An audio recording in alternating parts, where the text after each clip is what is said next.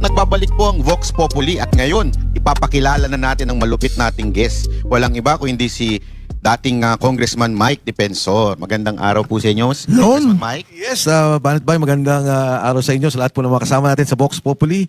Isang karangalan na nandito ako ngayon and kanina lang, binabanggit ko, pinapanood kita nagmumura ka dun sa post mo. At syempre, higit sa lahat, sabi mo, di ba Banat, dati, pagka nagsasalta si Sir Jack, lumalapit ako ngayon, kaharap ko na. Alam mo na. Ikaw nakaganon ko, Mike. Ikaw nakaganon ha. Nakumalun ka ba? Ang tanong, pareho lang ba? May pinagkaiba? Mas malala ka na naman. Mas maganda lalaki si Sir Jack sa personal. Yan. Grabe. Pero in fairness si Kong Mike mas hindi ko kakalain ganito, mukhang bata pala sa personal. Mas mukha ka matandaan ko. Kinulaan mo ako. Para pa naman na. Nagbabanatan. Mas pasensya na, nagganito lang ako kasi pag pinapanood ko kayo, medyo relax Kaya sabi ko, babagay ako sa Vox Populi gang. Okay lang, bastos din kami, Kong Mike. Ito na, pag-usapan na natin. Una sa lahat, itong, alam naman natin na itong nakaraan lang, meron pong parang press con ang mga Marines. At itong ang pangyayari na ito, talagang medyo isa sa mga laging binabanatan nila na kesyo nasa likod daw, kesyo nag-aalaga daw, ay walang iba kung hindi si Kong Mike. Alamin na natin, Kong Mike, anong bagong update dito sa ating mga Marines na ito na huwag na natin tawagin Marines. Baka sabihin na naman ng iba, mga security aid ni dating Congressman Zaldico. Yes, well, Banat, tama yung binanggit mo kasi yung kailan lang, nagkaroon ng press conference na naman sila. Na sila na lang. Para humalip sila sa media, sa mga vloggers, sa lahat, no? Para magsalita kung ano yung detalye ng mga binanggit nila ng joint affidavit. Pero balikan ko yung binanggit mo nung una, sabi nila, di ba, si Mike ang may alam dyan. Wala akong kaalam-alam sa ginawa nilang affidavit. Pero, nung nalaman ko na may ganitong lalabas, sabi ko kagad kay Tony Levy, tutulong ako sa inyo. Ayokong mangyari yung nangyari kay Sergeant Gutesa. Kasi Sergeant Gutesa, paglabas, sabi niya nung una, di ba, kasama niya yung grupo niya, tapos later on, illegally detained. Alam mo, Banat, mga kasama, may ebidensya ako ng pangigipit kay Sergeant Gutesa. Pero hindi ko kailangang ilabas ngayon yan. Okay. At meron akong pinanghahawakan. Kaya nga sabi ko, gusto ko bago mangyari yung paglabas ng ating mga kasundaluhan, yung mga Marines, mga sundalo, medyo maayos, mas organisado.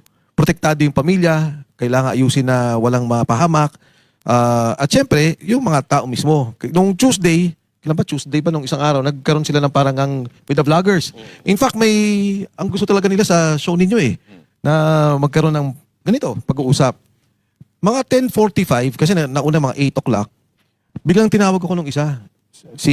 Yung dalawa yung parang leader nila dyan pagkasama si Sergeant Tube, sabi niya, "Sir, kailangan natin mag-pull out." Sabi ko, "Ha? Bakit?" Sabi niya, "Sir, napapaligiran na tayo." Sa Valle Verde Country Club to.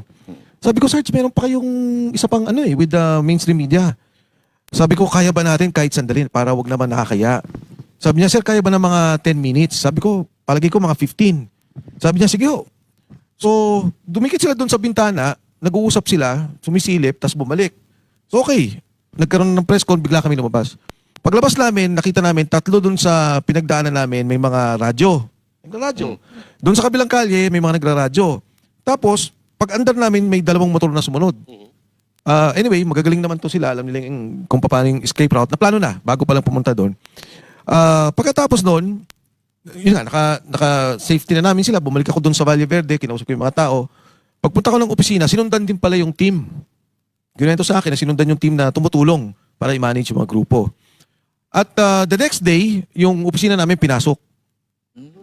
So, alam mo, sa akin, naintindihan ko yung trabaho ng mga kasamahan natin, nakasundaluhan, naintindihan ko yung intelligence, pero sayang naman yung resources ng gobyerno. Sayang yung mga tao, sayang yung pera, sayang yung lahat. Kung ito yung imbestigahan nila, imbis yung corruption mismo. Di ba yung resources na to kung ini-intel nila, ano ba yung perang yun? Saan kinuha? Pinuntahan nila yung lugar. Chinek nila kung totoo, CCTV, ng mga pinagbigyan ng pera. Mas may pupuntahan yung bansa natin. Ang nangyari, kung sino nagsasalita, yun ang kinakasuhan. Kong Mike, sino yung na-ID nyo ba kung sino yung mga sumusunod? Ito ba MMDA, sundalo? Kasi kanina may nabanggit kayo, sundalo, police. Meron na kami coach na, more or less, may alam na namin kung sino. Pero ang maganda, yung mismo pumasok sa opisina namin, hindi niya alam may CCTV sa loob. So may ebidensya kami tungkol dyan, and pa-file na namin ang kaso. Kung anong hinanap sa opisina nyo? Anong may nawala ka? Ano? Hindi pa namin alam kasi sabi ko kagad doon kasi wala naman ako doon, so nag-meeting sila kasama ng mga abogado. And syempre kailangan talaga magkaroon ng wala, kahit saan ako pumunta yung mga sundalo pag gumalaw, parating sinusundan. In fact, on Tuesday kakasuhan, meron kaming subpoena from NBI. Ang basic na sinasabi lang ang participation ko, nag-live ako. Ang participation nung asawa ko dahil nagkaroon din ng subpoena. Yung aking asawa, si Julie, Pati asawa, no? pati asawa. Ang lupit. Dahil yung coaching ginamit ay nasa pangalan niya. So, yun lang. Dapat nga, di ba yung Banateros, magkasabi na rin kasi nag-live din ata tayo pare-pareho. Nag-live ata tayong pare-pareho.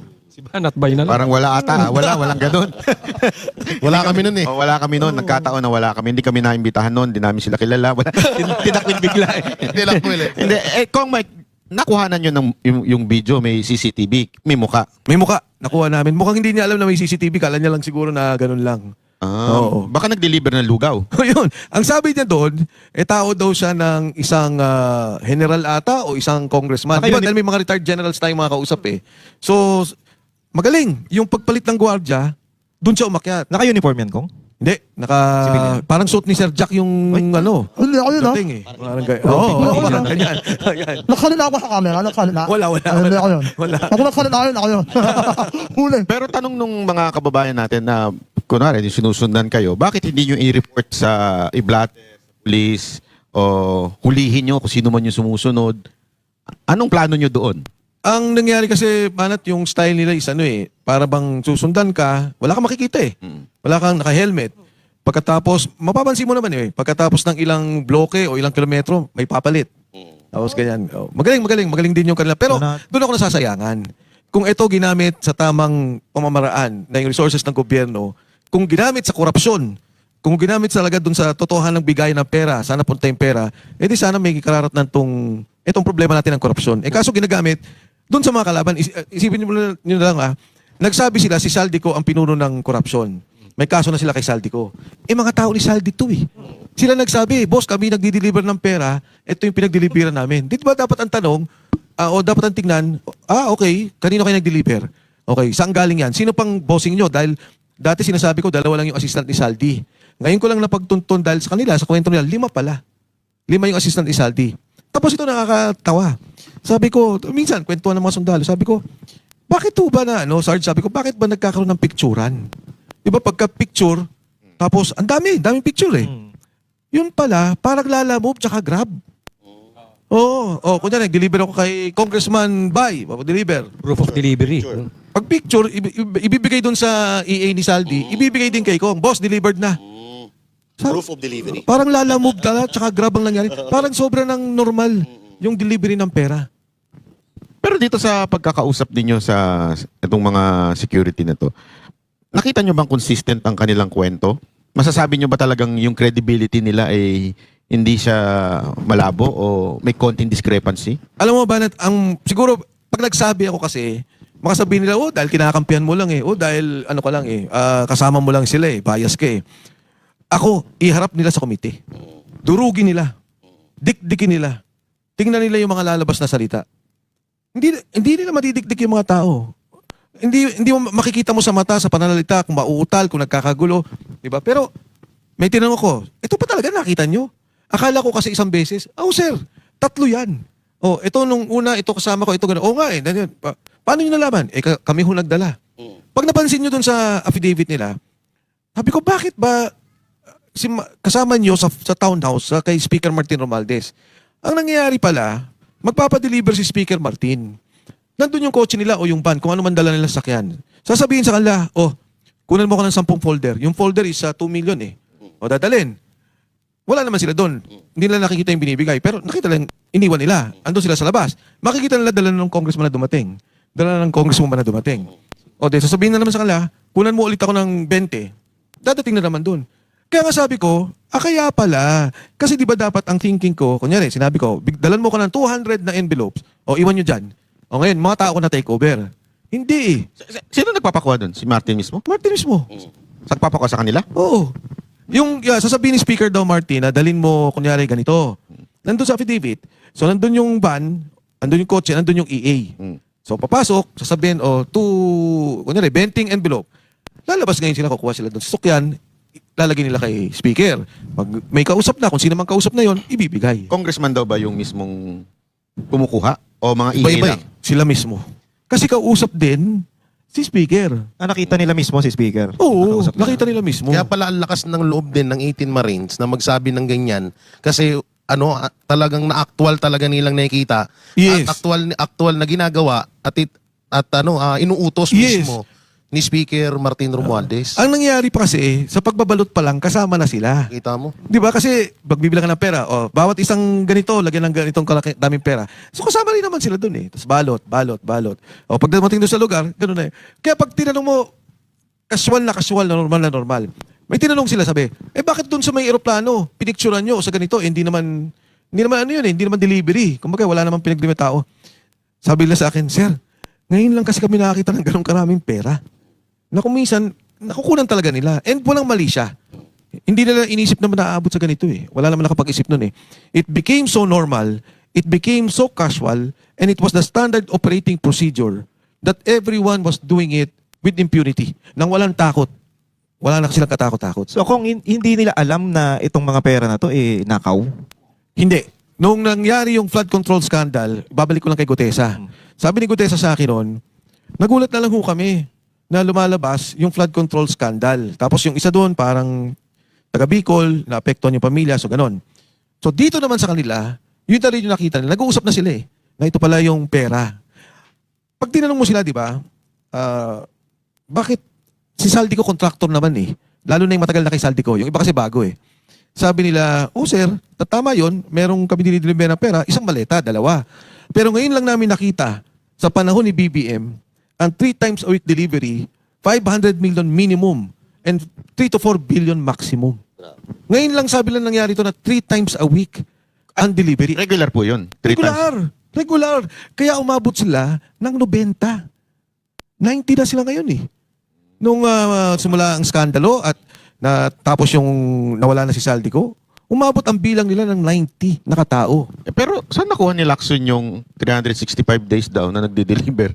Di ba sabi ni Lacson, kaya hindi makatotohanan dahil wala sa mathematics na 365 days, 500 million a day. Oo. So walang ganun. 3 times a week lang. I-mathematics na lang natin na para madali.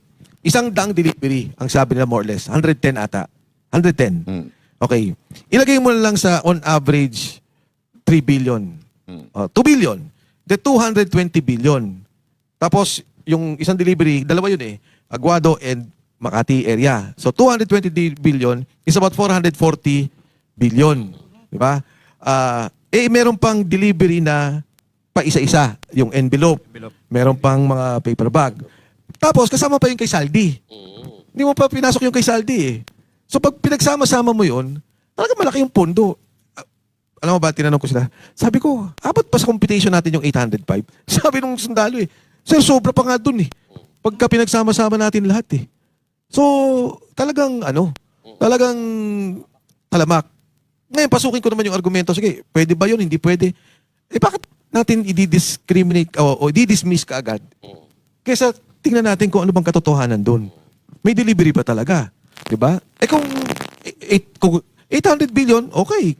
Kung 300 billion, okay pa rin. Ang tanong is, may corruption at may delivery.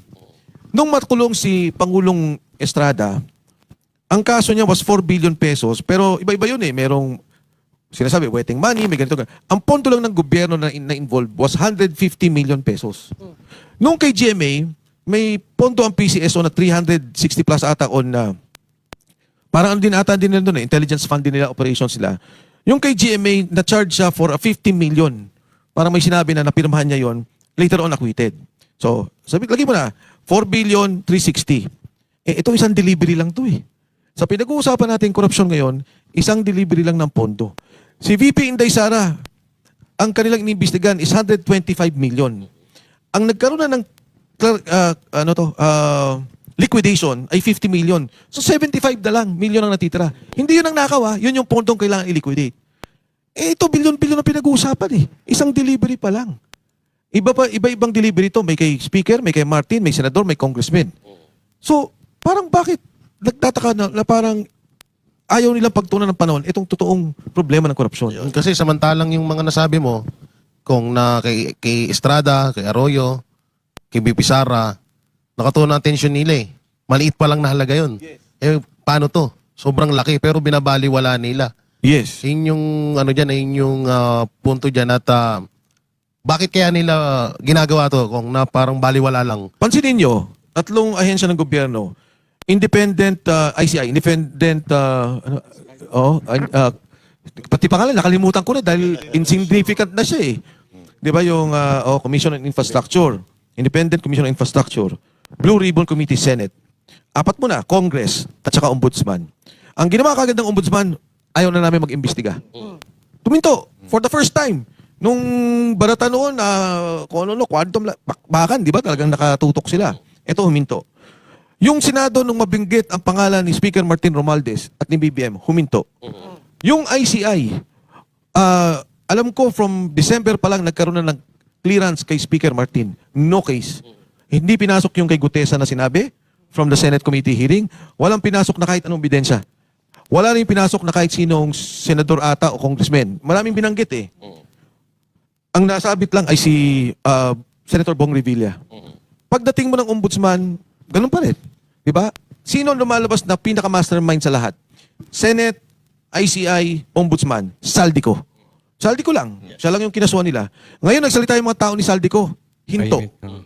So, nakikita naman ng tao yun, naintindihan yun eh. And sa tulong din ng mga, mga medyang hindi nababayaran, nalilinaw nyo talaga yung kaso sa taong bayan. So, Mike, merong bago eh. Meron pang bago ngayon bukod doon sa mga parang naliligaw tayo ng investigasyon. Pero susundan natin yan, nabanggit ito ni Senator Ping na aabutin kayo ng 4 o 5 taon doon sa ganong kalaking pera na i-deliver. Tapos, ito yung bago. Sinundan pa ito ni Director Matibag na parang ipapasubok sa inyo. Kayo ba handa? Hindi ko alam kung paano pahiramin kayo ng pera. Kasi papasubok daw sa inyo, kung tama ako ng pagkakaunawa, paano nyo i-deliver yung ganong kadaming pera? 'Di ba? 4 na taon, 5 taon. Nako, maniwala kayo, ang kumpiyansa ko sa mga sundalong to, walang maganda nga yung ganitong kwentuhan na nakaupo sila. Kung minsan nga napapansin ko pagka yung parang Asan ba sila? Tawagin natin. nakatago, magagaling. Pagka napakinggan mo sila, walang kagatol-gatol, walang pagkakamali. Parang, di ba yung sinasabi nga nila ni Atty. Levy Baligod sa kanila, wag na wag kayong magsisinungaling. Kahit na umabot tayo sa Korte Suprema, wag na wag kayong magsisinungaling. Kasi pag nagsinungaling kayo, kahit naman sino pagka gumagawa ka ng kwento, patay ka na. Ako, nung una, di ba, tinanong. Sabi nga, kay Mike Defensor siya ang mastermind. Sabi ko, kung tinawagan nyo lang ako, wag nyo na akong sinurveillance, aminin ko na talagang tinutulungan ko mayan, hanggat kaya ko, tutulungan ko yung mga sundalong yan. Sa kanila, nung nangyari, nung pinag-usapan yung ICC, sabi nung isa, hindi totoo. Sabi nung isa, totoo. Okay, nagkagulo-gulo na ang kwento kasi nga may tinatago. Yes. Eto mga to, walang tinatago. Kahit na magsubok-subok pa sila, baka sila pa mapaya sa ganyang kwentuhan. Tulad nga nung kay yung sinabi nilang delivery na kay Trillanes, dinideny ni Trillanes. Pero si DOJ, hindi pala DOJ, si Ombudsman, Remulla, inamin niya. So dito makikita mo talaga hindi sila consistent. Yung mga taong involved. Hindi katulad nitong mga sundalo na to, consistent.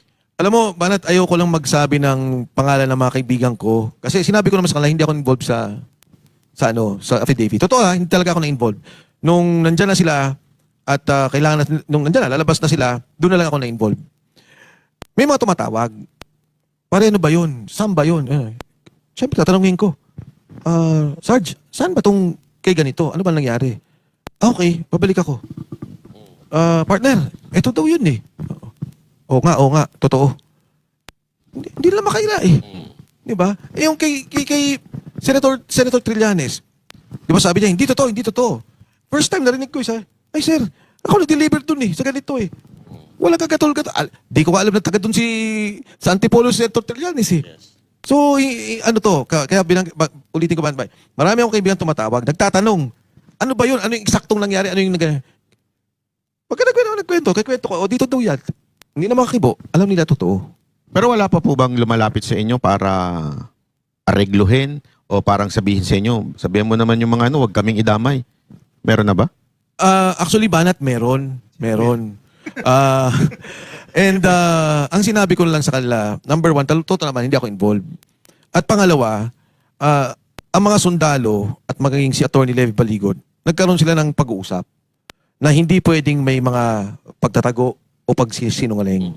Ang katunayan, sa aking pakiwari, no, marami pa silang pinanghawakan. Marami pa silang... Kasi affidavit lang naman to eh. Siyempre, pagka nagkaroon ng aktual, for example, di ba nakalagay doon, nagbigay kami kay Laila de Lima.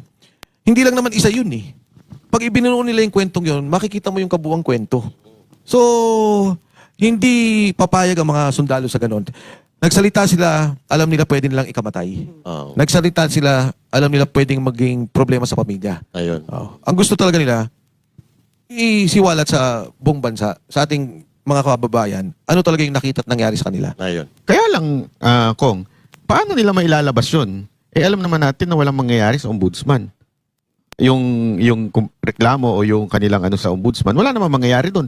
Imposibleng ipasa pa nila sa sandigan yun. Wala na yun. So, paano lalabas siya mga yan? Well, tama yung tinanong mo, Banat eh. Pinag-usapan din namin kung ano talaga yung magiging direksyon tungkol dito. Dahil opisyal, nasumulot na sila sa ombudsman. At sinasabi nila, ito yung affidavit, ito yung mga nangyari. Sabi ni Ombudsman Remulla, patas ako, magkakaroon ako ng kaso tungkol dito. Naniniwala ka naman. Well, yun ang kanyang pag di ba? Tingnan natin. Alam nyo, ang nakakatuwa dito, bago pa sila lumabas, nakausap ko si Saldico eh.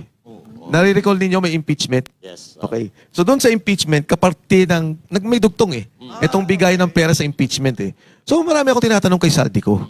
Talagang magdudugtong lahat ng kwento. Hindi ko alam pa paano itatago eh.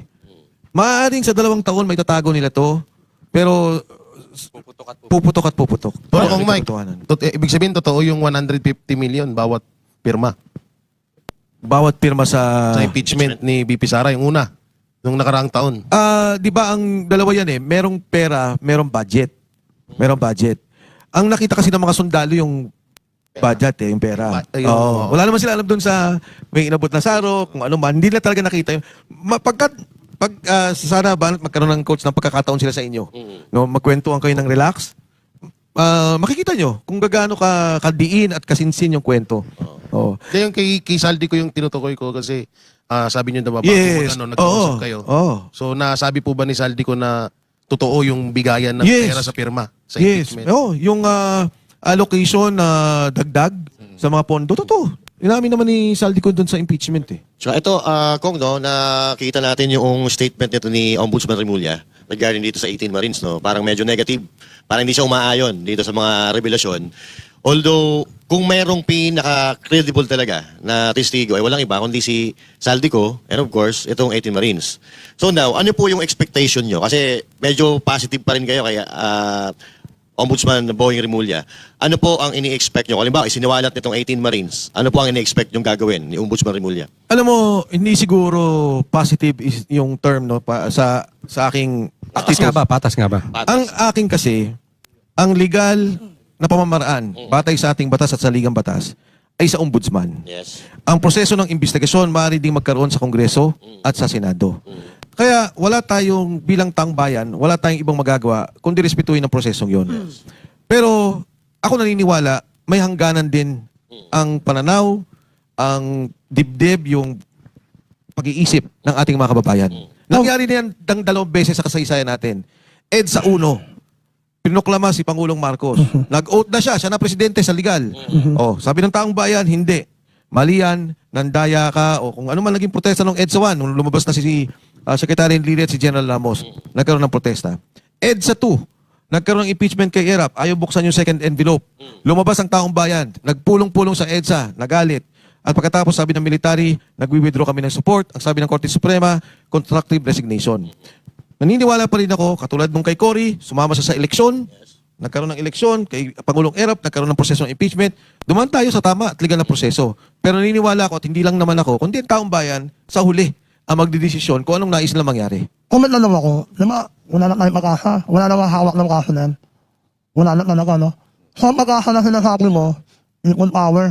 Yun na lang talaga yung pagkakanapin. O Sir Jack, mamaya ano na naman tayo, sabihin na tayo dalawa ulit. Di ba na, karangalan ko makasama ka. Kaya makasama ka. Maliliit pa yung anak ko.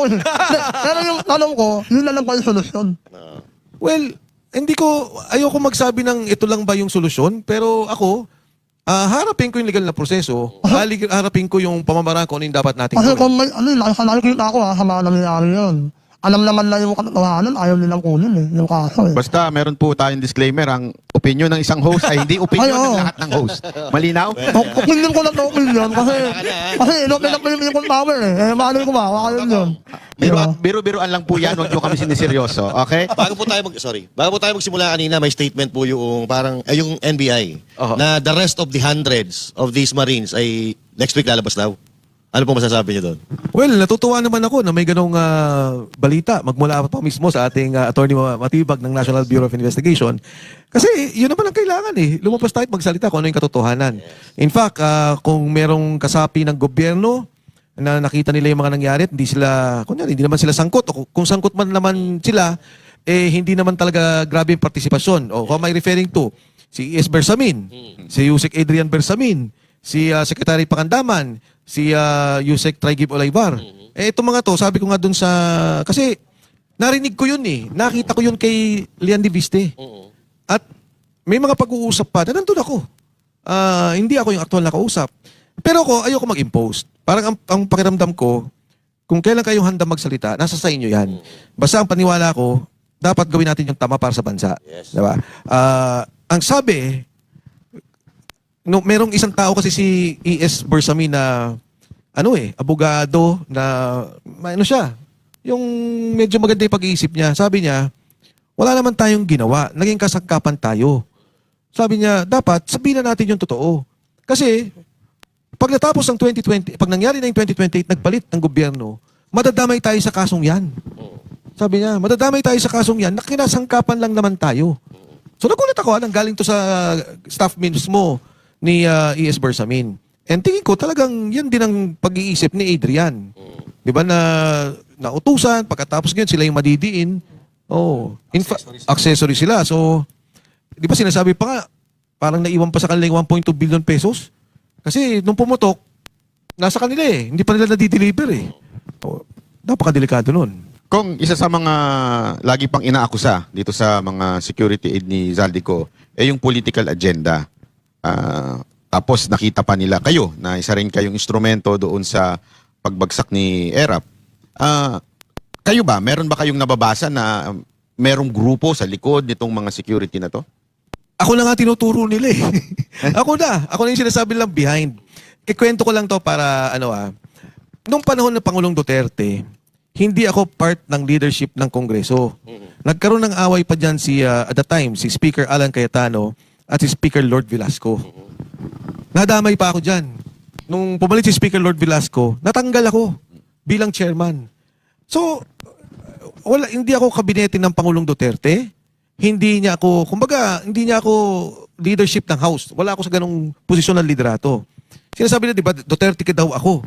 Duterte ako dahil laging BBM Inday ako. Nung nag-eleksyon ng 2022, silang dalawa tinutulungan ko. Okay. Una nilang ginawa, tinira si BP Inday. At ang ganda nung show ninyo dyan, yung talagang dinitalye kung ano nangyari. Doon sa kanyang pagkakatanggal, anong ginawa sa kanya. Tahimik lang ako. Alam nyo, very close ako kay Senator Marcoleta. Na kaming dalawa, talagang magkasama pa nun sa Kongreso. Hindi ako makikibo dahil ang pakiramdam ko nga, nasa pribadong sektor ako, hindi ko na role na magsalita dyan. Pangunahing role. Kayo muna, kayo yung nandyan yung Senado, Kongreso. So nakita ko na yung unity na wala na. Tapos nakita ko dinudurog na nga si BP Inday. Kaya lang naman ako nasangkot at ayoko talaga manghimasok sa politika. Nung lumapit si Sergeant Gutesa, sabi nung taga-UP na kaibigan ko, pakinggan mo nga to dahil gusto niyang i-meet si Senator Marcoleta. Nagkwento. Nagulat ako. Sabi ko, ganyan. Kung nare-recall nyo, may kwento siya na nag-deliver kami ng 46 suitcases na ang bawat isa ata is about 48 to 50 million.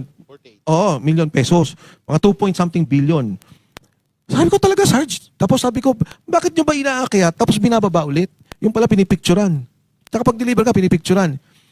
Nung unang lumabas yun, ang sabi ko, si Speaker Martin Romualdez, ang puno ng mastermind ng korupsyon. Yun ang una kong paniniwala. Dahil kasi si Gutesa, yung delivery niya limitado eh, 'di ba? Hindi may kanya-kanya eh. So, biglang lumabas si Saldico. Ang sabi ni Saldico, ito yung nangyari. Ito ang bigay ng pera. Yung sinabi ni Saldico na 100 billion, every year yun eh. Hindi naman isang beses lang yun eh. Every year may 100 billion na nilalagay si Pangulo. Kanino ko nakuha yan? Kay Saldico. Sabi ko, ganun ba? Every year? Oh, every year. O, then nung magkwento siya ng ganun, tapos nakita ko yung ebidensya niya, sabi ko, totoo. At hindi siya isang sitwasyon na nauuto nila ang presidente. Kasi every year. Can you imagine, ako ang presidente. Huwag mo na sabihing madetalye akong tao. Ang iisipin ko lang, pag natapos ang term ko, aayusin ko ang legacy projects. Gagawin ko yung mga official development assistance project. Panay Guimaras Road, Bataan Cavite Road, North Rail, South Rail from Manila to Clark, South Rail going to Bicol, Laguna Lake Road Network, at ang pinaka-importante sa lahat, Metro Manila Subway. Ang Metro Manila Subway dapat tapos ng Pangulo in 2028. Bonus na niya na yun. Dahil ang conceptual nung iniisip, inaayos kay Pinoy. Nung naging talagang pirmes, pati yung loan agreement, NEDA approval, lahat ng approval, kay Duterte. Nasimulan na nga kay Pangulong Duterte. Tatapusin na lang niya. O, anong ginawa? Kinuha yung budget doon, inilipat sa unprogram allocation. Ang nilagay doon sa budget doon na ipinalit, flood control. O ngayon, dapat tayo parang Japan na, parang Hong Kong, parang Singapore, matatapos ang ating Metro Manila Subway 2032. Oh, yung 6 na proyektong yon, dahil hindi natin nilagyan ng pondo, dahil nilagyan nila sa flood control yung pondo para dito, ang penalty natin 400 billion pesos. Bayad, dagdag tayo. Bis na magagamit pa, no? Sayang. Oh, so, ang point ko, alam mo yan eh. Kasi may budget ka dyan. May tinanggal mo. Tapos yung unprogram allocation mo, di ba? Ang unprogram na ginamit sa flood control, 1.2 trillion pesos. Ang unprogram, ang ibig lang sabihin po nun, may bahay ako. Pagkain, kuryente, tubig, nakaprograma ako. Ngayon, dahil magaling akong dumiskarte, meron akong kitang sobra 200. Uy, may 200 no. Lumabas tayo, kumain sa labas, manood ng sine. May extra kang kita. Alam nyo, yung unprogram, nandun pa lang, wala pang extra kita. Inilalabas na nila Pebrero. Sinong nakapirma? Si Pangulong Bongbong Marcos. Kaya, may dokumento. Nandun. Unprogram allocation released February. Ang unprogram usually December or November kasi nga, sobra kita. Oh. Ngayon, every year, nangungutang ang bansa natin, ang gobyerno natin, ng 2 trilyong piso. 2 trillion almost more or less ang utang natin. Tapos ilalagay mo lang sa flood control, ilalagay mo lang sa irigasyon na hindi makita. Na ghost project, no? Na ghost project. Oh, kaya yung sinasabi doon ni Atty. Levy Baligod, ghost project lang tinitingnan ninyo eh. Paano yung irrigation? Ang laking pondo niyan, billion. Paano yung mga proyekto ng farm to market roads? Ang laking programa niyan, trilyon. Yung netting, yung pioneer roads, yung kung saan nagpakamatay si Jose Cabral, yun yung mga kalyang may netting. Rock netting, ang laki nun. O sino nagsabi din sa akin yan? Si Saldico. Sabi niya, pare, tinitingnan lang nila flood control. Mas malaki pangakitaan dun eh. Mas malaki ang, kumbaga, ang pagiging ghost ng mga proyektong yun. Pero kung isang mga nababasa natin, siyempre, mula sa ating mga nanonood, tinatanong nila, hindi ba itong mga to ay babaluktot? Kasi yung iba, naalala ninyo, may maingay na mayor doon sa Rocknetting. Ngayon, wala na. Yung ibang mga nagsasalita, nawawala. Lahat sila nawawala. Sa simula lang maingay. Ito bang mga sundalo na ito ay sa tingin ninyo tuloy-tuloy? Alam mo, Banat, yung hindi simple ang paglabas kahit na sa akin, sa kanila. Mas lalo pa siguro sa kanila. Dahil, kumbaga sa akin, may kakayanan akong lumaban sa kaso, may kakayanan ako na ayusin yung seguridad ko. Pero, may mga threat na nga eh. No? Ngayon lang, may nag-message sa akin, pangalagaan mo to. May kung ano ng threat. Personal sa lahat. Lalo pa sa kanila. Katulad ng binanggit ko, naintindihan ko sa Sergeant Gutesa, handa siyang mamatay eh. Wala naman siya problema eh. Nung nag-usap kami nung bago siya lumabas, handa siyang mamatay. Pero na-involved na yung mga anak niya, yung asawa niya, naintindihan ko siya. So ako, hinihingi ko rin ng tulong sa ating mga kababayan, sa inyo, na talagang tumitindig. Tuloy-tuloy po natin silang palakasin ng loob na talagang sama-sama tulong-tulong. Tinanong ako ng isang congressman, sabi niya, Mike, Kung sabi niya, ano bang ending mo dito? Ano bang endgame? Sabi ko, alam mo Kung, wala akong iniisip na endgame eh. Sa akin, this is the politically and morally correct thing to do. Ito yung tama nating gawin. May mga bagay siguro na may tolerance tayo. May mga bagay siguro na pwedeng, sige, pagbigyan mo na yan. Pero ito malala eh. Organisado, mafia, ang ating gobyerno. Kailangan natin itong itigil. Kung ang mga sundalo handang mamatay para sa kalayaan natin, soberenya natin, ang ating demokrasya, ano pa to? Yung korupsyon na pag kinuha yung pondo ng PhilHealth, inilipat sa pondo, dadalhin yung Pilipino, yung pamilyang, yung ama o yung ina, yung anak nila dahil may sakit, ayaw tanggapin ng ospital, Yes. yan ang napakasakit para sa ating bansa. Hindi dapat magtuloy yung sitwasyon natin ngayon. So kung may nabanggit po ba yung 18 Marine na hindi lang nangyari to nung budget ng 2025? May mga nabanggit pa ba sila ng 2023, 24, tsaka 26? Lahat. 24? Yes, lahat. So hindi lang talaga to sa 25 lang. Pati 23, 24, Yes. pakita din nila. Yun, kaya ako kinaklaro yung binanggit nilang computation na 805 billion. Kasi ilang taon naman yun. Hindi naman sa isang taon lang. Oo. Kasi maraming mga netizen na kung kaya nilang magnakaw ng 2025, what if pa yung 23, 24, at lalo ngayon, 26 budget. Yes. Well, ang sabi sa akin ng mga sundalo nga, nung unang nga sila nagdi-deliver, kasi si Saldi naman, negosyante, di ba? Yun ang, bago naging congressman, siguro negosyante na. So parang, nagulat lang sila nung 2022 pa lang. Pag-upo, may mga delivery na. Sabi nila, parang grumabi daw yung dami nung, hindi na grumabi, parang nagulat na lang sila sa volume. 3 times a week, bilyonan yung delivery. Nagkaroon na ng kalyo eh. Nasanay sila, hindi nahuhuli. So ulit-ulitin. Pero kung kanina nabanggit nyo na may mga lalabas pa. At Hindi, si Atty. Matipag daw ang nagsabi. hindi, na mga... Lalabas pa. Oo. Kaya ako Eh, nagpapasalamat nga sa kanya na siya na nag-announce. Pero pwede nyo, bukas ang programa namin ha. Bago sila lumabas, dito muna nyo padaanin. Naku, baka madamay din kayo sa Sapina. Ikaw lang di mag-interview. Hindi siya lang naman mag-i-interview eh. Kasi gusto niya nauna daw eh. Yun ang, Pero kung ito pa, isa pang katanungan, anong tingin nyo na pinagkaiba sa witness nila, katulad niya, may witness si Ping Lacson, yung dalawang babae. May Madriaga. katulad ni Bernardo. Tapos ano pong pinagkaiba ng mga witness na hawak nila at itong 18 Marine, Saldico at Gutesa? Kasi ang nangyayari, etong tatlo, Saldico, Gutesa, 18 Marine, kilala natin eh. Pati pangalan, muka. Samantalang dito, yung dalawang babae, hindi naman natin kilala. At si Bernardo, alam natin kilala, pero yun ang mas pinapaniwalaan ng iba kaysa sa tatlo. Okay, yung dalawa kasing babae, hindi ko maintindihan ba't sila, kung anong witness, no? Kung anong winitnessan nila. Hindi ko talaga maintindihan yun. Pero ang nakakalungkot, biruin mo, isang example lang to. Si Henry Alcantara, ang sabi niya, total budget na pumasok sa Bulacan is 60 billion. More or less, 60 billion. Ang sabi niyang nakukuha niya ay 8%. 8%. Ang isinuli niyang pera is 181 million pesos. Oh. Pag kinumpute mo yung 8% ng 60 billion, nasa 4.8 billion. Anong ginawa kay Henry Alcantara? Nandoon na siya sa Witness Protection Program. Hindi na siya pwedeng kasuhan. So, ang kanyang nakuha pera, 4.8 billion, nagsoli siya ng 181 million, wala na siyang criminal liability. Tubong lugaw. Tubong lubaw. Yung Marino na nagsalita na bilyon-bilyon ang diniliver nilang pera, ngayon kinasuhan. Merong dalawang kaso kami. May kaso kami yung unlawful utterances, yung isa parang ganon, tapos yung isa pa. Kinasuhan. Ang mga sundalong to, walang kinita.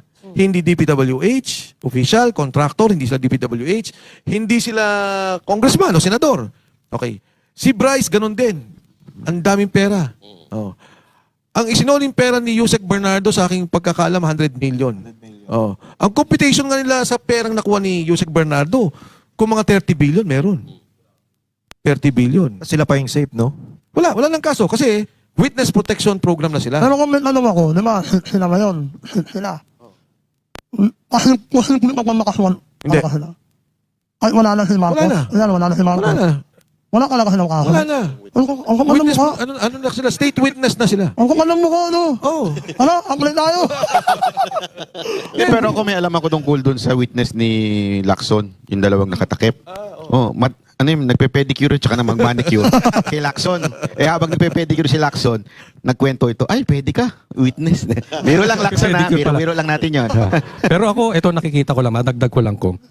Yung difference ng mga witnesses, yung tinatawag ko silang 18K eh. Oo. Itong 18K, ang difference nila, handang humarap sa media. Yes. Yung itong mga nakatago eh. Itong Yung dalawa. Yung mariconista ni Ping, tsaka itong sila Madriaga, Hindi, sila pero Bernardo. i-review ninyo yung investigasyon dyan sa, nakikita ko yung dalawa eh, i-review ninyo.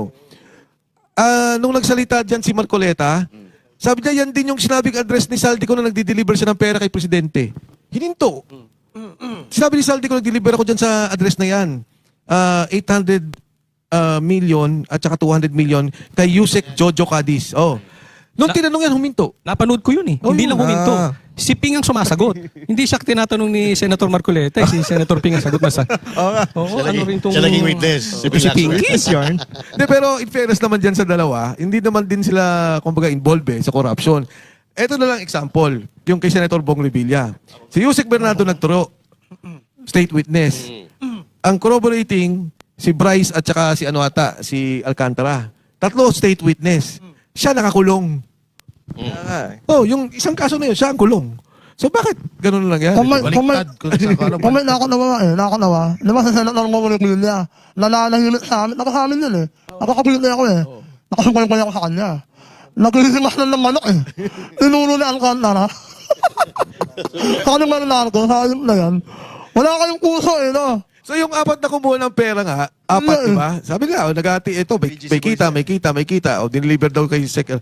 Lahat to, walang kaso. Si Senator nakakulong. Yun nga, naglilimas na siya ng manok eh. Paano yun? Di ba? Tinuro. Yung huling statement ni Remulla, ni Ombudsman, parang sinasabi niya doon na ang nasa likod daw nito ay mga retired generals na, kita nyo na, may lumalabas na ngang isa. Actually, parang si Esperon ata yung tinutukoy. Hindi ko sure kung yun ang tinutukoy niya, pero nandun kasi si Esperon eh. So parang ang tinutukoy ni Ombudsman, etong grupo ito ng mga retired generals. Anong masasabi niyo dito?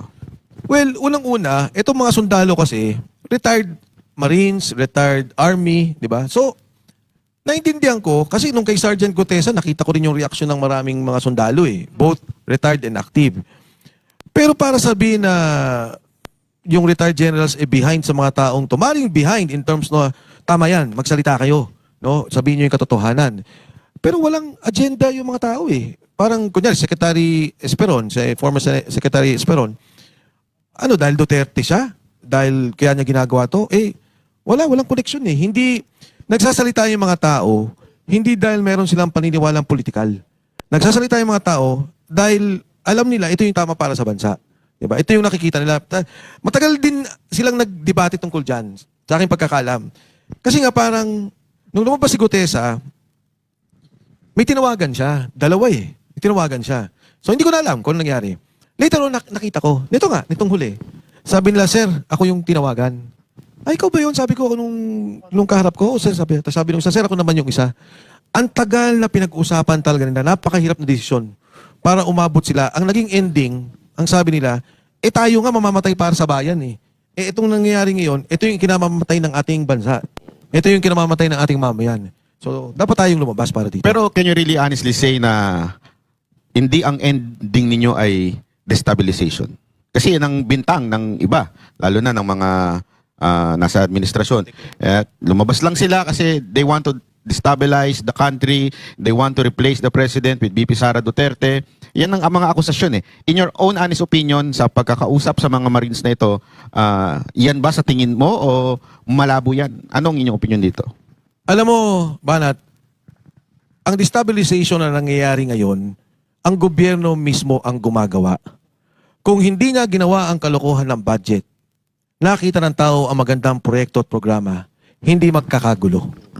Kung yung PhilHealth funds hindi nila kinuha para ilagay sa flood control, pinalakas nila ang programa ng PhilHealth, hindi magkakaroon ng destabilization. Kung sinabi ni BBM nung nagsalita siya, gusto kong palakasin ang agrikultura, ginawa nila ang totoong irigasyon para tulungan ang magsasaka. Kahit anong sigaw mo, sasabihin ng magsasaka, wala kaming pakialam. Yung ginawa tulong ng gobyerno sa amin, nakikita namin. Kahit anong sigaw mo, pag nakita lang pagpunta lang ng ospital, gumanda ang serbisyo, umayos ang pamamalakad para sa kalusugan. Wala kang magagawa. Pag nakita nila yung eskwelahan, uy, may bago na naman building, paganda ng paganda. Wala kang magagawa eh. Ang nangyari dito sa atin, nung magsalita ang Pangulo, sabi niya yung flood control program, biglang sumabog. Maraming binahang lugar. Na-discover, puro kalokohan. Nung tinignan yung budget, nakita ang dami palang ginawang kalokohan. Ang gobyerno, ang gumagawa ng destabilisasyon sa kanya. Kaya itong mga sundalo, nagsasalita lang doon sa sinabi nilang korupsyon. Kaya nadudugtog ng lahat ng mamamayan. Hindi naman natin kayang impluwensyahan yung mga tao na, ito nangyari ganito. Hindi eh. Bakit ang presidente ngayon maabot nata sa negative 50? Ibig mo sabihin, sa 100 milyon, nakausap natin yung mga taong yan? Hindi natin kaya kausapin yung mga taong yan. Hindi natin kailangan magkaroon ng pagkilos ng destabilisasyon. Ang Pangulo mismo, ang gobyerno niya mismo, ang gumagawa ng destabilisasyon sa kanyang sarili. Negative ang Pangulo. Tingin ko Negative. positive eh. Kung meron namang sila nagawa, meron nagawa ang Pangulo. Yung lagyan ng team song yung mga, yung Benting Bigas may team song. Yung Bagong Pilipinas may team song. Yan ang mga nagagawa nila. Alam mo, nagulat ako nung isang araw ata, 2 days ago ata, o kahapon. Footbridge. Nag-inauguration. Alam mo, sabi ko, Full force pa sila dun ah. oo nga eh, sabi ko, naging chief of staff ako, di ba? Nag-handle ako ng communication ng Pangulo, ng kampanya, naging kabinete. Ngayon ko na nakita yung ganun eh. Na, at least man lang yung footbridge, dumugtong kunyari sa isang magandang pamilihan, publikong pamilihan, o dumugtong kunyari sa isang, hindi ko maintindihan ako, pero para footbridge lang. Kung inagaw kasi nila yung Bukana Bridge na sila, na booking. Kaya footbridge na lang. Pumalpak ka dyan, binalita yan eh. Nung umaga, may elevator. Nung hapon, wala na, sira na. Hindi sira na na. umaandar. Ang galing. Expiration pala yun eh. Hindi, kaya tingin ko, balik tayo dun sa katanungan na, ano ba talaga, tayo ba nagdi-destabilize? Ako nga kakampi ko, Pangulo eh. Di ba, nung maupo siya, nung maupo si Inday Sara, kakampi ko silang dalawa. Gusto ko ba siyang kaawayan? Ayoko. Gusto ko ba yung nangyayaring korupsyon? Ayoko lalo. Kaya kung aabot sa punto na mamimili sa bansa at yung loyalty mo na personal sa tao, siyempre dapat sa bansa tayo. Speaker Martin, nung tumakbo yan ang unang speaker, sino kasama niya? Ako. May mga ino-offer yan sa kung ano, sabi ko, tutulong ako sa'yo. Wala tayong pag-uusapan, tulong ako sa'yo. Pero nung nakita ko naman yung ginawa, nagulat naman ako. Parang natin yung gawin to na lahat ng kabinete kausap nyo, marami kong kaibigan, former cabinet, marami kong kaibigan na former congressman, o kahit current, yung hindi nakasama sa ganitong usapan. Tanongin ninyo, sasabihin sa inyo, ngayon lang nyo yung nakitang ganito. Grabe. Ganyan ang sagot lang lahat eh. Pag nakita-kita kami, sabi grabe, ngayon lang to na nagkaroon ng ganitong klaseng nakawan, sistematiko, organisado. Ano sa tingin nyo ang talagang mangyayari dito sa lahat na nangyayari na to? Kung mahal ng Pangulo ang bansa natin, at katulad din ng panawagan ko naman sa kanya, mag-resign siya. Bakit? Wala na impeachment. Tapos na. Di ba? Hinarang nila. Umabot ka naman sa punto na titingnan mo na rin yung bansa eh. Titingnan mo na rin kung, katulad di ba, iniisip natin dati, ba't ba si Pangulo Marcos hindi niya dinisperse yung nasa EDSA? Bakit ba si ERAP lumabas na Malacanang? Because it was a higher decision for them as presidents of this country. And it was the nationalistic decision, the patriotic decision for them. Imbes na magkadugo, magkaaway, magkagulo, aalis na lang ako, sige na, pumalit. Ngayon, ang nangyayari sa ekonomiya natin, bagsak na bagsak. Ngayon, ang nangyayari, nagkakawatak-watak. Wala nang negosyanteng gusto mag-invest. Ang mga tao nawawala ng trabaho, unemployment gumagrabe. Ang infrastructure, tanongin nyo, nawawala, uminto, nagkakagulo. So, iniiwan ko sa kanya yung desisyon. Kasi yung resignation naman, desisyon niya yun eh. Hindi naman natin pinipilit sa kanya yun eh. Kung mahal niya talaga yung bansa, tingnan niya kung anong pinakamagandang desisyon para iusin yung ating bansa. Hindi na to usapin ng protektahan mo yung sarili mo, yung poder mo, patagalin mo yung sarili mo. Tingnan mo na yung mamamayang Pilipino. Tingnan niya na yung magiging buhay at kinabukasan ng ating bansang Pilipinas. Pero ang tanong sa tingin nyo, merong posibilidad na gawin niya yun? Kasi habang binabasa ko ang mga komento ng mga taong nanonood sa atin, they're really frustrated na, ano na ba? So, ano na mangyayari? Ano bang gagawin namin? Sinasabi nyo nga po na mag-resign. Ang sagot din nila malabo. Mukhang malabo yan. Sa tindi ng kakapalan ng mukha ni Marcos, hindi niya gagawin yan. Ano sa tingin ninyong mangyayari pa? Kung ano yung mangyayari pa, di ba, katulad na nabanggit ko may mga binanggit ako mga nangyari nung EDSA 1, EDSA 2. Siguro paliwanag ko yung EDSA 1. No? Yung EDSA 1, ang sabi ng Korte Suprema, yung sovereign will of the people. Ano naging role ng military? The role of the military was to stand down. After that, they gave power. Yung poder, binigyan nila kagad sa civilian authority. Never na kinonsider yun ako. Never na kinonsider yun na military takeover. Na ang nangyari is, umatras sila. Nung mangyari yung EDSA 2, kung nare-recall niyo, umakyat si Secretary Orly Mercado, si General Angie Reyes, ang sabi nila, we are withdrawing support. Never nagsabi silang kami na. Hindi military takeover yun. Again, ang interpretasyon ng Korte Suprema, it was the sovereign will of the people. Tao, people power. Kaya katong sabi ng batas natin is a people power-based constitution. Tingin ko, baka umabot sa ganun. Huwag naman sana. Iwasan na natin yun. Pero maaari tayong umabot talaga sa ganun. Pero in your personal assessment, how do you think ang opinion at response ng ating mga uniform personnel dito sa revelation na to? Marami akong nakakausap ng mga sundalo. Kahit nakasarali eh. Kumakalabit pa sa akin eh, sir. Salamat. Gumagano pa. Salamat sa paglabas ninyo. Ganun. Yung, hindi naman sa ano, no? Ayokong to sound political. Sa Cebu eh, naalala nyo, nagharangan. Kinalabit pa nga ako. Sabi, sir, Duterte kami. Hindi namin makakalimutan yung pagdoble ng sweldo ng kapulisan. Gumanon, official to. Hindi, buti na lang, dahil naka-live ata ako noon, o basta may recording ako, na itago ko, dalayo ko rin naman siya mapahamak. Ang maraming tingin ko mga aktibong sundalo, ang may ganitong pananaw. No, hindi yung hindi yung Duterte o anti-Duterte, pero yung nakawan. Kasi hindi naman yan porket sundalo, hindi na Pilipino. Alam din nila. Apektado rin sila doon sa nangyayari. Pero meron kaya silang pangit man tawag, pero meron kaya silang balls to stand up against this corruption? Sa tingin nyo ngayon? Ang tingin ko, katulad na nangyayari sa EDSA 1 at EDSA 2. At ito'y parang pananaw na hindi opinion, no? Yung factual na nangyari. Lumabas ang tao at nagkaroon ng withdrawal of support. In both cases, lumabas ang tao, yung military hindi gumalaw. Sabi, dispersed, hindi gumalaw. Pag doon naman sa EDSA 2, umakyat, nag-withdraw na kami ng support. Nandun ang tao. So very, very critical talaga ang paglabas ng taong bayan. Hindi ko, sabi nung iba, hindi kasi hindi lumalabas. Ako hindi naniniwala eh. Tingin ko pagka may isang sinabi, magkita-kita tayo at talagang organisado, lalabas eh. Ang tao para dyan. Kaya lang medyo polarized ngayon. 'Di ba? Kita naman natin na hindi magkasundo ang dilaw, ang mga makakaliwa, at kahit siyempre yung mga supposedly para talaga sa bayan, hindi sila united. Do you think it is possible na magkaroon ng ganun? Alam mo, yung hindi united is among the leaders. Yung leaders. Pero pag tinignan mo yung survey, malinaw. Malinaw eh. 'Di ba? If Inday Sara is hitting 50%, again, not to be political about it, si BBM is hitting negative 50%. Galit ang tao. Galit ang tao. Maybe among the leaders. Kaya nga sinasabi ko kaibigan ko rin na marami sa Dilaw. Pero sinasabi ko, alam mo, aabot ang punto, magkakaroon ng paghusgang kasaysayan. Kasi ang stand nila, out Inday Sara, BBM stay. Yun ang hindi ko maintindihan. Ito yung madaming kalokohan eh. Ito yung malinaw, talagang open, na talagang corruption. Amongst their leaders, they have data, they have evidence na nakikita nila yung corruption kay BBM. And yet, hindi sila sumisigaw ng resign BBM. To be fair, sinasabi ko rin to karap ang mga kaliwa. Mas gusto ko yung stand nila. Na, sige, BBM resign, Inday Sara resign. Okay pa yan. Pero at least magkaroon tayo ng kasunduan. Si BBM dapat mag-resign.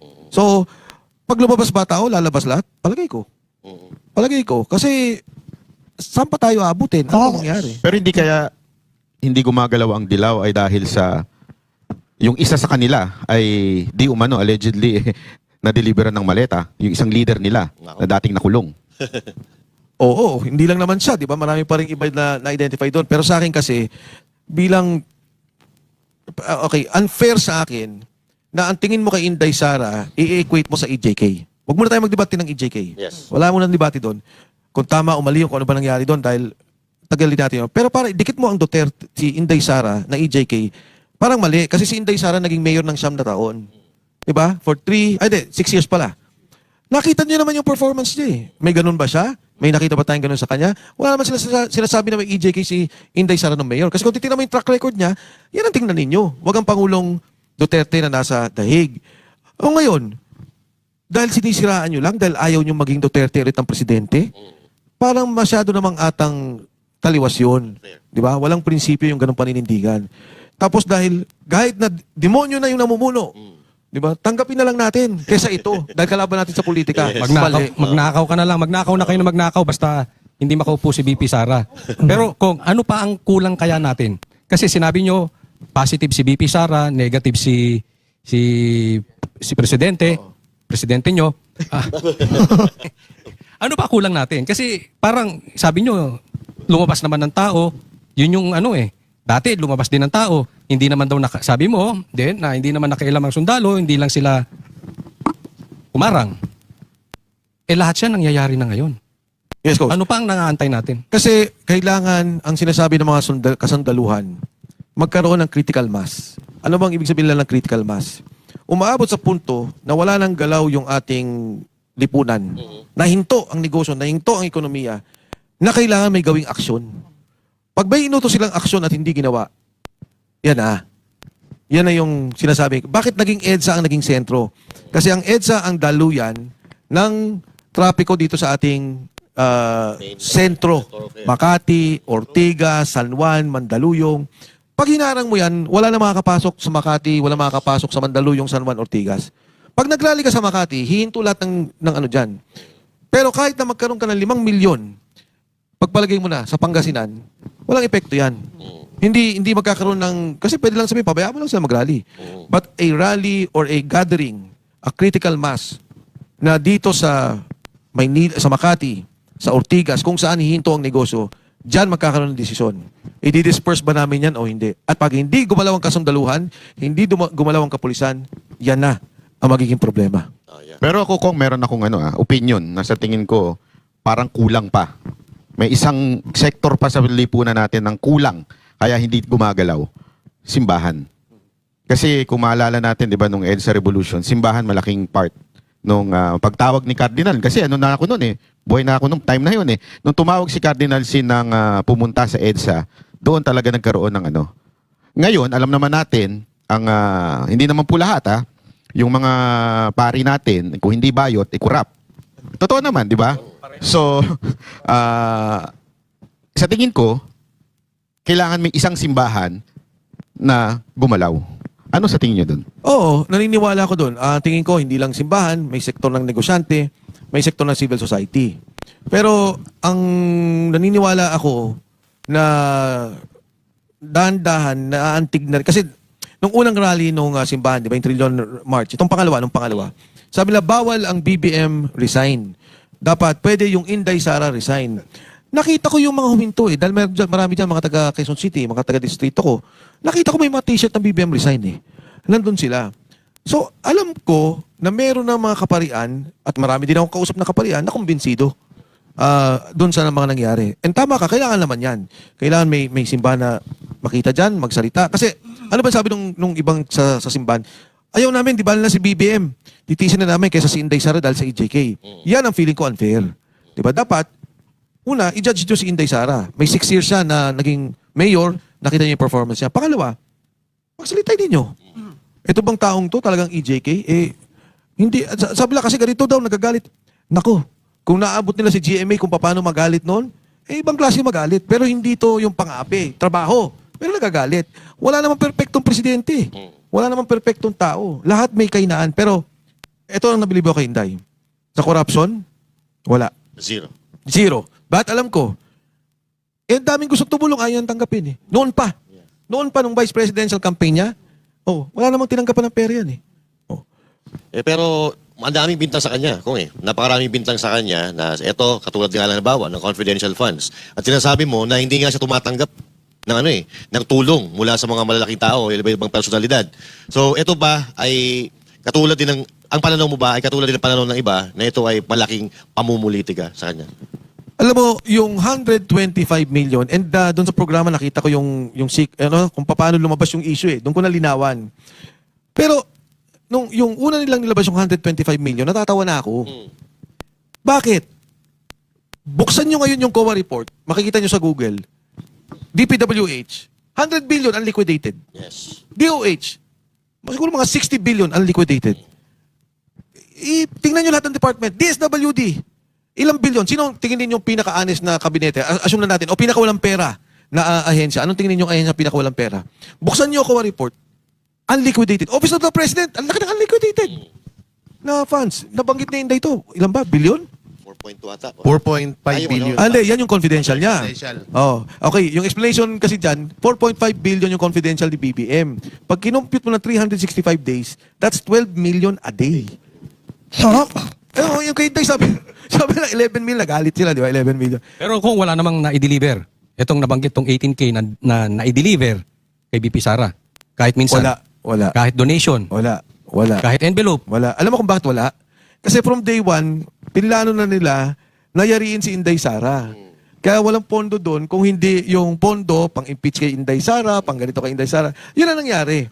And again, magkakampi kami ni Inday Sara at ni BBM. Diba? Magkakasama yung kampanya, magkakatulong-tulong. In fact, ang usapan pa nga nun dahil si BBM ang nakapula and ako yung tumatakbo mayor, ako din ang nakapula. Yung kasama ko naman, si Winnie Castelo, ang naka-green. Parang tinatamden din doon. But ang hindi ko matanggap nung unang ginigiban na si Inday Sara at nung lumabas na si Saldico, piruin mo, 125 million, isang delivery lang kay BBM, ubos. Pera kagad Yung kay Inday Sara, budget, 125 million. Ito sa kanila, pera kagad. Magkano bang isang kilong ano? Ang isang kilo daw, sabi pa ito ng mga sundalo, 1 million. Hindi, isang kilong ano? Pulburon. Hindi ko na alam yan. pero kung dapat pala, isa ka sa humingi ng dispensa sa taong bayan. Kinampanya mo, nakahingi ka na. Humingi na akong dispensa. Patawarin na natin siguro. Hindi, pero ito, ikwento ko lang yung kwento ni BP Sara Duterte. Kung talaga siya mukhang pera at mukhang ganin sa kapangyarihan, hindi na sana siya nag-resign as DepEd Secretary. Kasi yun lang ang pumipigil sa kanya for impeachment. Dahil ang pangit nga naman daw, sabi niya, tignan, kung DepEd Secretary ako, tas i-impeach ako nung sarili kong gobyerno. Nasa administrasyon pa siya. Pero sabi niya, mas gusto niyang ma-impeach kesa, o labanan ng impeachment kesa sa tumanggap. Dahil doon pa lang nung may pinipirmahan na siya. Pinapapirma sa kanya, ayaw niya. At yun ang naging parang trigger point na impeach na natin yan kasi hindi nakikisama, hindi tumatanggap. No, yun ang matindi Ako doon. naman, sorry, ngayon ko lang kukunin yung pagkakataon. Nagpapasalamat din ako kay VP Inday doon sa pagbati niya sa Marines, no, yung mga sundalo. Tapos yun nga, sabi niya, ba't hindi pinapaniwalaan? Kasi nagpapasalamat din ako dahil, of course, in-expect ko talaga na maraming magsalita in support of the Marines. Pero wala At least si VP Inday, nagsalita rin siya na pagtulong. No? Sabi niya, di ba, pakinggan niyo yan, imbestigahan niyo yung mga sinabi. Pero in fairness din, sinabi din ni VP na hindi niya kilala talaga ni isa doon sa mga nagsalita. Kasi ako nga, kilala ko si VP Inday. Magmula nun, hindi ko pa siya nakikita Hindi ko siya nakakausap. So sabi, nag-uusap kami ngayon? Wala. Hindi ko siya nakakausap, hindi ko siya nakikita. At siguro sa sitwasyon ngayon, ako pa iiwas muna sa kanya. Kasi baka pagbintangan pa siya Di ba? Oo. Pero ito pong si Gutesa at itong 18 na Marines, nagpag-abot ba sila sa trabaho? Yes. Kay Saldico po? Yes. Magkakasama talaga sila? Magkakasama sila. Si Gutesa, may kanya-kanya. May iba 7 taon, 8 taon, may iba recently lang. I think si Gutesa mga 2 years ata siya. May idea po kayo kung nasaan si Gutesa ngayon? Wala akong idea, pero sana, no? Kasi nung nagsalta sa Saldico, bigla siyang nawala, inipit. So, yun nga, nag-appeal na ako Sinabi ko nga, napapirman nyo na. Nag-retract Sabi ni Sergeant Gutesa dun sa pinirmahan niya, ino-offeran ako ni Marcoleta at ni Defensor ng pera para sabihin yung mga sinabi ko. At pangalawa, sabi niya, walang katotohanan na nag-deliver ako kay Speaker Martin Romualdez. So, binidyo pa. So, sabi ko, okay na, nagawa nyo na Pakawalan nyo na yung tao. Huwag nyo nang gipitin. Ngayon, na lumabas yung 18, hindi ko lang alam. Ang sana, dasal ko, huwag nila saktan. Kasi, ang bigat kay Gutesa, siya yung nauna Diba? Sobrang grabe yung una niyang labas. Tsaka tumugma lahat kung yung sinabi ni Gutesa, tumugma sa sinabi ni Saldico. Yung sinabi ni Saldico, tumugma sa sinabi ni Gutesa. At ngayon, tumutugma naman sa 18 Marines. Kaya parang, masasabi mo talaga na, kaya hindi maiwasan ng taong bayan na maniniwala talaga sila sa sinasabi ng 18 Marines. Kasi halos iisa lang ang sinasabi, walang dagdag, walang bawas. Alam mo, sabi nila, di ba, nagsisinungaling at pera-pera. Ako may kausap, nag-offer. No limit. Sino No yan, limit. Kong? Ayaw ko na sabihin no limit. Kung baka pwede mong pakausap kay Sir John. Ako nakakausap ko. Kailangan ko kasi bibili ako ng bagong mukha ngayon lang Hindi, ganito na lang. Kung gusto mo, sumama ka na lang sa Tuesday sa kanila. Okay. Sa NBI. Pakagaling ko lang po. Tinuluyan lang Parang isahan lang. Pero kung kanina pa ako nakukulit ng taon ako may mapapapag sa ulo ko. Kung ano may sinabi mo kanina na kung kompleto na yung tao sa EDSA, puno na ng tao. Pag hindi kumilos ang Army at PNP, ano sinabi mong tapos na? Ano yun? Ano yun? Para mangyari Hindi doon ba yung parang makakaroon na ng martial law? Ay, hindi. Kabaliktaran. Ang mangyari doon, Kasi pag hindi ko, ang nakaisip ko, pag hindi sila gumalaw, ano yun? pag hindi sila gumalaw, withdrawal of support na yun.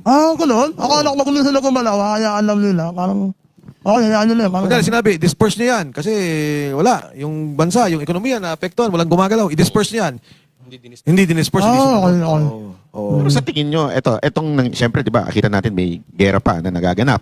Tapos next week, palaki ang presyo ng gas, which is Ayun na. papalo din ng inflation yan.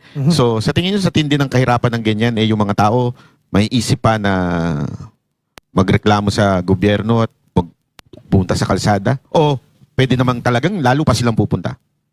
Ako tingin ko, kasi di ba, siguro nakikita na naman ng lahat through social media, through lahat, na may gera talaga. At tingin ko naman nababasa nila talaga apektado lahat. Pero ang nakikita rin ng tao, pagka hindi gumagalaw yung gobyerno mo. Kasi di ba, dapat ang immediate the response was, ayusin ka agad na saan ang evacuation ng mga tao ko? Saan ko dadalhin yung nandito sa Dubai, sa Qatar, sa iba't ibang, sa Saudi, kung ano man, yung mga apektadong bansa. Ano yung evacuation plan natin, saan natin sila dadalhin, paano natin i-repatriate yung mga taong to. Walang narinig eh. Pero, Alam mo na umabot ako sa ganyan sitwasyon na kami. Inabot namin yan ng panahon ng Pangulong GMA. oh, Hindi naman ako sa nagmamagaling na nagkikwento lang na dapat ganito. Nangyari na eh. Si General Simato was that time yung pinag-ayos namin ng problema. oh, Hindi ko ma-recall kung anong gera yon. Pero buo yung kwento namin eh. Buo yung kwento namin na magmula dito, ilalabas yung mga tao sa lugar na to, papapuntahin yung Philippine Airlines, papapuntahin yung C-130, ito yung gagawin namin, at pinisent namin sa taong bayan yun. Ito ang mangyari, ito ang hotline. Ano nangyari? Dahil nga rin sa social media, nakikita ko naman sa social media, tumatawag sa embassy, wala pa akong plano. Di ba? Tumatawag yung mga Pilipino, ano mangyari? Ay, wala pa akong plano. Di ba dapat immediate? Hindi naman ngayon lang to nangyari, alam na natin mangyayari to eh. yes. Reaction na po dun sa ano, may mga government workers daw na na-stranded doon na walang paintulot ng DILG. Tapos, ano po reaction na doon sa wala pang ang tulong na natatanggap ang ating mga kababayan sa Middle East tapos nagpa-party-party sa Malacanang? Oh, well, una, sagutin ko muna doon sa government workers na hindi allowed. Yan din nakita ko. Kasi, makakauwi sila eh. Di ba ang sabi walang eroplanong makalipad? Yun. Biglang makakauwi. So, pwede pala. Pero parang ang akin lang is, whatever is ano man yung posibilidad, may game plan. Yes. At ipakita sa tao. Ito ang game plan natin. Ang mga nandito sa bansang to, dito kayo, ito yung pwede natin gawin. Ito, dito kayo, ito yung gagawin natin. At lahat ng embahada, alam kung ano yung game plan na yun. Diba? Zoom tayo. Ambassador ganito, consul ganyan, ito yung game plan. OWA, DMW, Department of Migrant Workers, ito yung gagawin natin. Full mobilization. Buo ang plano. Pagdating sa presyo dito, di ba? Nakita ko yung sagot eh. Sabi ng sagot, hindi pa naman tataas ang presyo kasi baka sana tapos na doon para yung presyo hindi apektado. Di ba dapat? Ito ang problema. Tataas ang presyo ng kuryente. Tataas ang presyo ng mga produkto. Ito yung supply natin. Dito yung ganito. Ito yung buo, DTI. Ano mangyayari sa mga produkto natin? Customs. Di ba? Anong mangyayari? Kumbaga, again, holistic yung plano. Ibuo natin at ilatag sa tao. Ito yung mangyayari. Hindi... May direksyon no? May direksyon sana. Ngayon po, parang blinded sila kung Balik ko lang yung kaninang nabanggit ninyo na may... Sorry ba? Pag tinanong mo ang presidente, di ba? O paano yung presyo? At ang sagot sa'yo is, sandali lang kasi depende yan gano'ng katagal ang gera. Pag nahinto naman mas mabilis, wala na. Kasi habang nagigera pa naman doon at nahinto ka agad, papunta pa rin dito yung produkto, baka pagdating dito, wala na bago na presyo. Ikaw ba magkakaroon ng kumpiyansa? Bilib nga ako sa iyo kung Mike eh. Kasi narinig ko yung interview na yan. Hindi ko naintindihan yung sagot niya. Buti ko naintindihan mo. Naintindihan ko. Yes, wala. Hindi ko ang nabanggit nyo kanina, may sumubok sa inyo mag-alok ng name the price, di ba? Tapos, eto bang mga sundalo, walang sumusubok sa kanila ngayon na para bumaligtad? Kasi, kung nasabi nyo yung kay Gutesa, ginanon eh. Ngayon ba, wala pang nag-a-attempt sa kanila? Alam mo, itong mga sundalo, magagaling talaga itong operatiba, sabihin na natin. Basta pag may sinabi akong lugar, well, at least itong nakaraan, sabi ko, dito, may gagawin kayong isang programa. Sir, wag dyan, hotspot yan. Diba? Katulad nangyari sa Valle Verde Country Club, sabi nila, umalis na tayo. Mainit na, sir. Napapaliburan na tayo. Pakiramdam mo nga, Gary, napapaligiran na tayo. Ba't ko nabanggit yun? After nila magkaisa, mag-usap-usap, ito gagawin natin, lalabas tayo, pipirma tayo, pinatay yung mga cellphone. Nagbago naman lahat. So, hindi sila makukontak. Pero, meron pa bang dagdag daw na mga lalabas pa, aside from the 18? Eh, kinukot ko na kasi attorney Matibag na mismo eh. Sabi niya may mga lalabas pa. Ayoko na magsabi pa na manggaling sa... Although nagsalita na ako tungkol dyan, pero mas gusto ko na sundan yung sinabi niya. Kung mabalik ko lang din doon, follow-up question lang doon sa nag-o-offer sa inyo. Ano ba to? Nasa gobyerno po ba to? Clue lang ng konti. Hindi, ano to? Hindi lang siguro isa, dalawa o tatlong taong nakausap ko na ganyan. No, Kasi limit. ang daming pangalan eh. Mahilig bang bumulong to? Uy, mahilig bumulong. Napanood niyo ba yung interview ni BP? Ay, oo. Oh, mahilig bumulong? Oo. Napanood ko. Tsaka natatawa ako kay BP eh, kasi parang, alam mo, kasama ko naman siya ng kampanya. May ganun pala siya, no, yung sabi niya, ay, pati mali siya na lang ako. Pinag-usapan yung hipon, pinag-usapan niya gila. Parang, di ba parang yung pala conscious pala siya doon. Hindi ko akalain na conscious pala. Sabi niya, walang kwenta yung pinag-uusapan. Sabi niya, di ba? Ano din na si BP? Matinik din. Kung si Saldi ko ba na-contact niyo pa nito? Lalabas pa ba siya? Dahil lalong-lalo na ngayon na may dumagdag na naman itong 18 Marines, yung mga tauhan niya dati. Oo, kung biglang nawala eh. Nawala. Yes. Nung mag-usap kami sa impeachment, ang sabi niya, kung pagbibigyan nila ako sa impeachment, lalabas ako. Ngayon, ang aking pananaw dito, kailangan talaga siya lumabas. Kailangan niya talaga sabihin yung katotohanan tungkol dito dahil siya nagsimula nito eh. Siya yung nagsalita dito at mga tao niya to. Yung pakiramdam ninyo, naintindihan ko. Kasi nga naman, no, sabi ng gobyerno, papa-aresto ka namin. Ang tagal na. Di ba? Tapos siya naman nanahimik. Ano na ba? Marso na. Sabi nila nun, may makukulong ng Christmas. Hanggang ngayon, wala. Yung mga lumabas, Bernardo, Alcantara, Trigib, state witness eh. Wala nang kaso, malaya, wala problema. May napakulong sila kung si Senator Bong. Ayun, si Senator Bong lang. Oh. Susulog na tayo ko. Ramdam ko tayo Speaking of kulong, alam naman natin mabigat at banggain itong administrasyon ni Marcos. Kayo ba handang harapin ang kung ano mang ipaparusa sa inyo? Alam mo ba nat nung congressman ako, 25 years ago, ang impeachment nun kay Erap, ang anak ko nun dalawa pa lang eh. Ganito rin. Sinusundan ako, bahay ko, tinitingnan lahat-lahat. Siguro dahil bata ako, ang isip ko, kung ano man mangyari, nandyan yung asawa ko, nandyan yung ama ko, no? Nandyan yung tatay ko, mahalagaan yung mga bata. Eto, tagal kong inisip eh. Ang diferensya naman, ngayon, graduate na o pag-graduate na yung mga anak ko. At sabi ko nga, aabot na ako sa edad na senior citizen. Ngayon ka ba mananahimik na nakita mo, sa tagal mo na sa politika, yung ganitong sindikato ng pagnanakaw? Ngayon ka ba magpipikit mata, nakitang-kita mo yung organisadong pagnanakaw sa pondo ng bansa? Ang hirap eh. And in fact, nag-usap kami mag-asawa, kay Gutesa pa lang. Sabi ko noon, pag lumabas to si Gutesa, baka abutan ako ng kwento. Kasi nga, ako nagpakilala kay Senator Marcoleta eh. Sabi ng wife ko, sabi niya, ito yung para tama sa bansa eh. So, nung magdesisyon ako noon, kinausap ko lahat ng mga anak ko. Ito yung mangyayari, at ang katunayan, nag-resign ako sa lahat ng kumpanya. Bumitaw ako sa lahat ng kung ano mang interest ko sa mga kumpanya. Dahil alam ko, maring may mangyari sa akin, may mangyari sa mga negosyo, na lalayo na ako dyan. May interest ba ako sa politika? Wala. Ang endgame nating lahat. Pag tinatanong ng mga tao, kalala, sige, pagka ganito ito siguro yung, di ba yung mga iba kung mag-isip kabinete, o takbo ako dito. Sabi ko, hindi. Ang isipin ninyo, itong nangyari sa bansa natin, kailangan natin itama. Nagkwentuhan kami ng sundalo. Sabi niya, sir, saan kaya tayo aabot? Sabi nung isang nagkwentuhan kami, kumisa kakape, kwentuhan. Alam mo, sabi ko, Sarge, ang ipagmalaki mo sa pagiging sundalo mo, hindi lang dahil nagsilbi ka, pero ngayong retirado ka na, darating ang apo mo sa sitwasyon na mababasa ang pangalan ng lolo nila. Na ikaw tumindig sa tama, ikaw nagmatapang, tumapang ka, na gawin yung tamang gawin, na talagang hindi ka natakot. Hindi ka nagtumahimik, hindi ka nagpatakot sa kanila.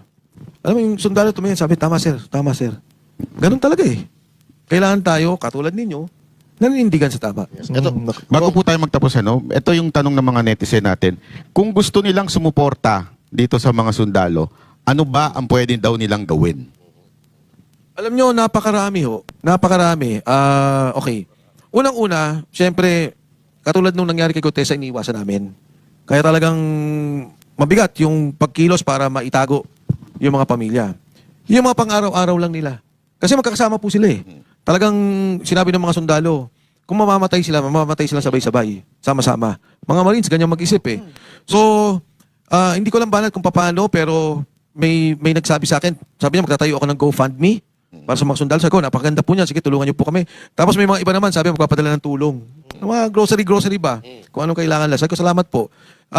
Siguro, ayun ko, kung papayag kayo idaan namin, kung hindi naman sa programang to, kung saan man. Para lang kung anong tulong na ibibigay nila in kind, ibigay po nila sa sundalo.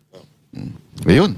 So, meron pa ba kayong tanong bago magbigay ng last message si Kong? Kung may, sana huwag ka magkahawa nito Ay, gusto mo ulit, ikaw ulit. Oo. Alam niyo naman, hindi lang ako... Kung may ako Oo. nung pinag-uusapan namin araw-araw sa buhay, ikaw yung nakakasagot eh. Para nasa iyo ang lahat eh. Yung content namin, kami po sa YouTube, parang sa'yo lang galing lahat na yun eh. Yung sagot na gusto namin malaman eh. Ang galing mo, kung may, huwag ka susuko Hindi ako susuko. Alam niyo naman, ako ay fan ng Banateros noon pa man. Uy, No? thank you. Tulad nitong Vox Populi. Yes, kung may yung ako mo, nung nakalive lang tayo, naka-zoom, kaya zoom. Oo. Pag nakulong ako, sama ka. Pag nakulong ka, hindi ako kasama. Matawa ka. Tama. Yun ang hindi ko naintindihan, yung hindi ko nasama. Tama. Kaya medyo lumapit ako eh. Ayun. Oo. Pero, maliwanag na malinaw na. Malinaw na kung Alam mo kung ba't nakakatuwa ang programa ninyo? Hmm. Kasi, kayo lang yung tuloy-tuloy na talagang fair, wala bias, no? Hindi natatakot. Lalo sa higit sa lahat, hindi natatakot. Kaya yun ang maganda kasi nga, kung titingnan mo nung lumabas yung mga sundalo, yung mga mali, wala eh. Yung mainstream, namatay eh. Tapos buti na lang, later on, bumawi naman. Pero yun, kailangan natin ng magganitong klaseng programa. Yung totohan lang lalaban. Katulad ng mga marino na sundalo, hindi rin natatakot. Si Sir Jack lang, medyo, nangiiwan to eh. Nangiiwan to pag ako pag siya, Busy pa yung media kay Ann Curtis na issue eh. Hanggang ngayon, yung pa rin ang pinag-uusapan nila, busy pa sila Oo doon. nga eh. Pero mga kababayan, mga nanonood sa atin, ingat din po tayo ha. Hindi po kami magpo-post ng kahit na anong GCash number dyan. Pag may nag-post dyan at sinasabing magpadala, scam po yan. Okay? Wala po, kung meron man kaming i-post dito ay hindi ho yan dyan lang sa comment section. So wala po official na GCash number ang kahit sino man sa amin na para ipadala nyo. Gagawa ho tayo ng paraan siguro, mga maybe sa magkaroon ng pagtitipon na doon nyo dadalhin. Pwede ho yun. Ganon. Para maiwas lang tayo sa scam. Marami pa naman ngayong scammer dahil naghihirap ang Pilipinas. Okay, so last message na, Kong Mike, sa ating mga kababayan na gustong sumuporta sa inyo at sa mga kababayan nating mga medyo may duda pa. Sa lahat po ng ating mga kababayan, alam nyo ang katunayan, siguro napunta lang ako sa ganitong sitwasyon kasi pagka tinignan ko ho yung mga lumalabas na mga issue, mga lumalabas na mga usapin, parang lahat nasangkot eh. Lahat nagkaroon ng problema. Kongreso, Senado, hindi ko naman nila lahat, pero parang nagkaroon ng institutional problem.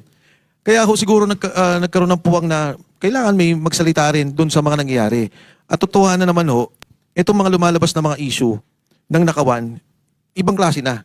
Hindi naman ito nanggaling sa akin lang eh. Kahit nung si Senator Ping, di ba sabi niya, yung delivery ng pera, sabi niya, 8 billion kay Trigib yan, at saka kay ES yan, at saka kay Pangandaman, at kay Adrian Bersamin. Mismo siya, nagsabi na nung 8 billion. So, yun pa lang may problema na makikita mo at pinagdugtong-dugtong mo, talaga makikita mo yung sistematikong korupsyon dito sa ating bansa. Kaya po yung mga kababayan po natin, pagbasin din nyo, tingnan ninyo yung mga issue. Bakit po ako na-involve? Si Sergeant Contesa sundalo, hindi yan kumita ng pera. Sinasabi niya yung delivery nila ng pera. Tauhan no yan. At yan po yung sundalo nagsilbi niyan sa bansa, nais na ibigay yung kanyang buhay. O willing siyang ibigay yung buhay niya sa bansa natin. At sinabi niya yung mga delivery ng pera. Ngayon, 18 sundalo pa ang lumabas. Na makita mo, sinasabi nila, nag-deliver kami kay Presidente Marcos, nag-deliver kami kay Speaker Martin Romualdez, nag-deliver kami kay Sandro Marcos, na itong mga taong to, itinataya yung sarili nila na wala naman silang pakinabang. Again, hindi po yan mga contractor, hindi po yan mga DPWH. Nagsasalita yan para sa bansa.